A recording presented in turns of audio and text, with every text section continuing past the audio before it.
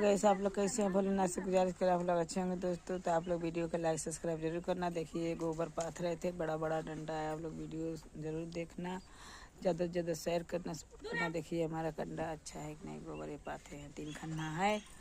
आप लोग कमेंट में बताना दोस्तों अच्छा है कि नहीं है। जिसको जिसको गोबर पाथना होगा उसका पाथेंगे। आप लोग कमेंट में बताइएगा। और दोस्तों जिसको जिसको भी सिंघाड़ा खाना है और लोग आप बताइए, खाना है तो आ जाइए हमारे घर। और देख रही है एक तसली सिंघाड़ा उस दिन थे, उबाले थे। देखिए तो इतना सिंघाड़ा हाथ में लिए हैं। जिसको जिसको खाना है दोस्तों आप लोग ज़रूर आइए हमारे घर, खाइए। एक दिन लिए थे 5 किलो, एक दिन लिए थे 4 किलो, एक दिन लिए थे 2 किलो, कल भी लिए थे 3 किलो। तो दोस्तों आप लोग देखिए, जल्दी जल्दी आप लोग कमेंट करिए, लाइक करिए, सब्सक्राइब करिए, बताइए जिसको जिसको खाना है दोस्तों।